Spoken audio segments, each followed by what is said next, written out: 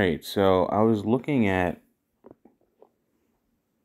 some of my securities, or I was looking at my portfolio for my Roth IRA, and I noticed like a large influx of cash, like 400 and something dollars, and I was just like, okay, well, I didn't do anything, I didn't sell anything, I didn't put anything in there. What the hell is this from? M1 Finance, go ahead and check my activity, and it shows a cash merger. So I'm out 26.159 shares of CLDR. This was one of like my long-term holdings. I, thought the company would do very well in terms of what it does. It handles pretty much big data lakes. So it deals a lot with the data. So now I have to find another company that deals kind of in the same realm, or just invest in other companies within my portfolio that do that already. But looking at the news, they had a cash buyout. So Cloudera said Tuesday that it's being acquired by private equity firms in a deal valued at $5.3 billion. So essentially, my shares got bought out. So with that, I've never seen. I think I've seen this maybe once. Something like this has happened, or yeah, something. I'm not. I don't remember exactly what what security it was, but yeah, I want to say something like this happened. But anyways, so I'm out those shares, so I got to figure out what I'm gonna do with it. I mean, it's not like I can take the money out or anything. So if I go in my growth section, I could look at, I could buy more Coinbase, more AT&T, so I can get some dividends. Some Tesla would be good too, but I kind of want to keep everything just about where it is right now. Oracle, $51 a share, and I got 5 of those, so it would be bad to buy something like that. Square has done very nicely. Square did really nicely for me in my general investing portfolio, where I had a little bit more money. The ARK ETFs wouldn't be too bad. If I go over to research here, we can see, you could look for, who do I want to look at? Palantir at $23.50 a share. Cloudera, I believe, was a little bit less than that. Yeah, or is about the same price. So $23.50 a share, not too bad. I might get in. I might do that. I'm not sure. We'll see. But I'm kind of just, I'm just looking at it, and this is just something I wanted to put out because I thought it was pretty interesting. I'm just here watching Baki Hanma on Netflix here, and I saw that activity. I always go in, I check this, look at the numbers, update my spreadsheet, try to put the new numbers in and everything else like that. And I was just like, whoa, what the hell happened here? And this all happened on Friday per the activity charts. So I have to figure out what happened here. It says negative 209.33, so it's possible that I lost on that. Yeah, I'd have to see. But yeah, I got a positive amount. I don't know why it shows a negative 209. And that could be because I think the way they reported is cash weighted balance or something like that, in terms of the way M1 Finance lists it. But this would be definitely something that I need to research and look a little bit more into. So yeah, there's a couple things in my growth pie that I would like to put that into, in terms of using that money up and doing something with it. Also, let's see if I actually have Auto Invest on. Oh, Auto Invest is on. So if Auto Invest is on, yeah, they're gonna go ahead and take that money and then put it in different securities for me. So I might stick with that. Not sure. I don't know. I'm liking Coinbase though. In the long run, and getting a couple more shares of that, I'll probably get about a little less than 2 shares. At the current price. Tesla at 488 share price. Yeah, that wouldn't be too bad, I guess. Yeah, actually, let's look at Tesla. Because if I look at Tesla and what it's done recently, can I get the graph on this? There we go. And these are like, just looking at the tools that you have. Yeah. Oh, okay, so this is my total position. Um, so it's actually gone down. It's rebounding. Okay. Yeah, it looks like it's somewhat at a high in terms of my total position. It might not be the time to buy it. AT&T, that trades sideways. 29, yeah, around $30 is usually the same for AT&T. If I go with AT&T, if I look at their chart and I go to the 1 year, where it doesn't show. So this only shows my position, but it doesn't show the dividend for the actual stock itself, which kind of sucks. But in terms of what this pays out, market gain, I've lost $193. Total gain, $52.85. With the earned dividends, not much. It would make sense. It would be better if I took the dividends and just bought more of the stock itself, and then that would get me out of the hole faster. But yeah, it's probably something I'm not going to put more money into. Hmm.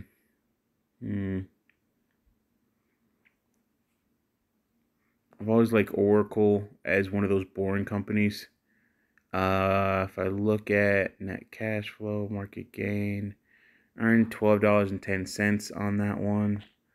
So it's not a big mover. Square has done very well for me. And in terms of market gain, I've gained $797 on there. So that might be one that, okay, let's go ahead and get that. Yeah, I might get back into Square again here at $48.24. That would not be bad for the Roth IRA. Also, Intel, that's a newer position for my Roth. I haven't done much with it. Intel is another one of those boring, I call them boring, but it's more like solid companies, companies that that have staying power and still innovating, but they're not quote unquote sexy, but they're they're those companies that are foundational to the U.S. economy, actually to the world economy, really. So like companies like Intel, AMD, with the amount of technology patents that they have. Qualcomm is another company like that, especially Qualcomm. Qualcomm's like the like, oh man, the I don't know how you would say it. I want to say like the antithesis, but that's the wrong word. I want to say the Qualcomm is the embodiment of a boring company that is just doing so much. If you look at, I was watching a video with I think I forgot who it was, but somebody from Qualcomm, and the room that they were in was like this room where it was a whole bunch. It was a big wall of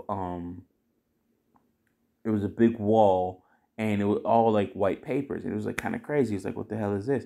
And essentially that wall was all of the patents that Qualcomm has, like to show that their power and their reach and their intellectual properties, where they make a lot of money off of. But yeah, maybe I'll link that in the video description. But Qualcomm would be another one that is a quote unquote boring company that nobody's talking about, but it is foundational. Qualcomm would be kind of like a Huawei, but a lot quieter in terms of their movements and things like that. Disney would be another company that would be nice to actually have. I won't call it a foundational, but just saying another nice company to have. But at $98.67, that'll probably get me about 4 shares. A little bit over 4 shares if I take that whole 441 and put it into it. Another one is ARC, $84.92. Nope. And this one, $83.29 if I had more money. Yeah. I would definitely get ARC, especially the genomic revolution. Instead of like going after individual companies like CRISPR and things like that. That would be definitely a better company. Microsoft, definitely a good company to get, but I'd be blowing my entire my entire cash balance on them, and I really don't want to do that. I want to get a little bit more in terms of volume, because right now, I'm not gonna lie, my biggest thing is volume, volume, volume. So try to get as many shares as possible, and good solid companies, and then go from there. See if a MongoDB, which I do like, but that's a little bit too high for that. Like, I just don't want to put that much money into something like MongoDB. But if we look at the stock itself, out of all time, it actually has done fairly well. And again, this is just looking at my position. This is not the actual stock price, but this is looking at my position. Sorry if you have to turn your phone sideways, because of just the video recorder and how it handles stuff. But something like MongoDB, again, if I had more money, I'd be socking it away into MongoDB. I'd be socking it away into Coinbase. AMD has done very well. This would be a company where I'd be like, oh, okay, I'm only getting 8 shares, but I'll take it. Definitely something that I think would be beneficial. Okay, beneficial in the long run. So yeah, AMD would be another company.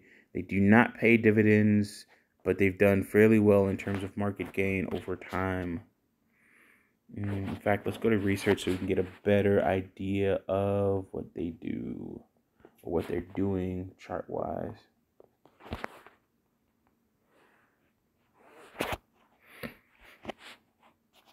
105.06 a share.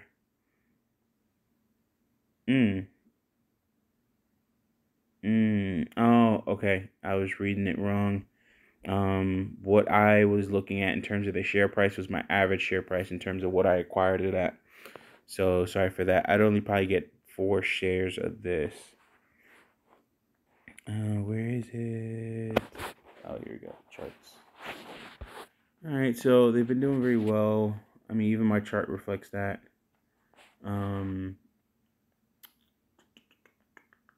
23. Let's cut that down to a quarter. They peaked out. Oh, okay. Lowest was $85, and they've peaked out at 118.77 a share. And the reason why I can look at my other graph and be like, oh, okay, the price is doing fairly well, is mainly because I've held these for a long period, or I've held these for a decent amount of time, probably about 2 years or so, or almost 2 years. And with that, I'm able to kind of like the history matches, and I don't put much into it. That's another thing. So I don't have like much in terms of influx or in terms of funding into these. And with that, it pretty much matches the charts, the regular charts. Sorry, I'm like looking at the chart itself. It's trading sideways. It's also going down. I mean, if you look at the top and bottom in terms of like, it's set a new low. Okay. Yeah, it's not trading much out of that. It'd be a good time to buy on AMD. So that might be. See, the price I was looking at is the average share price, and that's off. That's wrong. Should be looking at this price here, which is the market price, 105.06. Even though it was there, I didn't see it. I was making a mistake there, but I wanted to clear that up. All right, cool. So I'll be looking at this more, but this is definitely something that I do on a regular basis, where I actually go through along with just looking at the actual total portfolio balance, and that helps me. Or I take that and they take those numbers, put it into my spreadsheet, and of course helps keep me organized, and I can go from there. But yeah, like even this $84, so that's a whole lot of money, and that's most likely again CLDR. Yeah, lost shares over there, right? And then yeah, but where am I gonna put it? That is the question. For something like this, I'd probably keep that money in there, because I have, as you can see, like I have the M1 borrow bill payment. the $6,000 loan I have against my account is like $10 a month in terms of the minimum payment, and that gets paid already by my dividends from AT&T. So literally, the loan pays for itself. Or sorry, the loan pays for its own interest. It does not pay down on the balance of the loan. So that right there, it's like, honestly, I don't really get. It's not like it's killing me or anything else like that. I mean, if I look at it, if I look at it, for it to be margin called, if you look in the middle here, I'm at 34% caution. If it, I have my account balance has to drop $5,300, which per something like, talking with Dollar Will and Lionel, on the last stream, or my stream last weekend, or actually no, on Tuesday, um, they're fearful of what's going to happen with the market. I'm totally agreeing with their sentiment in terms of like what I like to call an extinction level event, or a big downturn in the economy, and stuff like this needs to be cleaned up before that. And that could happen to 2022, end of this year, 2022, mid 2022, could happen way after that. In fact, it was supposed to happen already, but the Treasury, the Federal Treasury has been propping up markets, propping up the economy, and because of that, there's a lot of things that should have happened already but haven't. So, definitely, even though I'm kind of like whatever about it, I'm still thinking about it in the background and saying, well, I need to pay that off and get that done, along with other debts that I have, and I've been working towards that.